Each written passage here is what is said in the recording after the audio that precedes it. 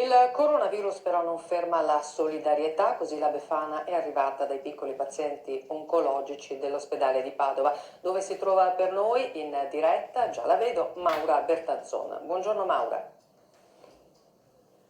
Ed è proprio così, siamo nell'atrio appunto del reparto di oncoematologia. Io volevo mostrarvi subito che appunto, come dicevamo, la Befana sta finendo gli ultimi preparativi, sta riempiendo il sacco con le calze e con altri doni speciali per questi piccoli pazienti e dunque il coronavirus non l'ha fermata. È una Befana tutta speciale perché è quella della Fondazione Città della Speranza. Qui con me c'è Stefania Fochesato della Fondazione. Per voi essere qui è molto importante oggi. Beh, il Covid non ferma i volontari, noi ci siamo perché oggi è un giorno importante, vogliamo essere vicini ai bimbi, ai genitori che stanno combattendo una battaglia importante. Noi ci siamo, saremo sempre al loro fianco, anche per dare quel momento di felicità con un pallone, con una calza e con un calendario che li accompagnerà tutto l'anno. Il calendario e il pallone ha anche un significato particolare. Il pallone serve proprio per incitare a dare un calcio a tutte le malattie che colpiscono i bambini e il calendario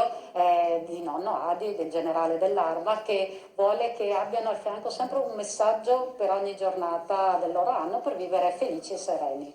Dunque un messaggio importante, questo perché le misure contro il coronavirus sono strettissime, a maggior ragione qui con i bambini così fragili. Allora la Befana sta per entrare, non avranno paura questi bambini di lei? Assolutamente no. I bambini amano la Befana e vogliono vederla, perché la Befana porta i doni e porta tanti dolci e loro sono felici. E allora la lasciamo lavorare, la lasciamo entrare in reparto e vi ridiamo la linea da qui, dall'ospedale di Padova, a voi.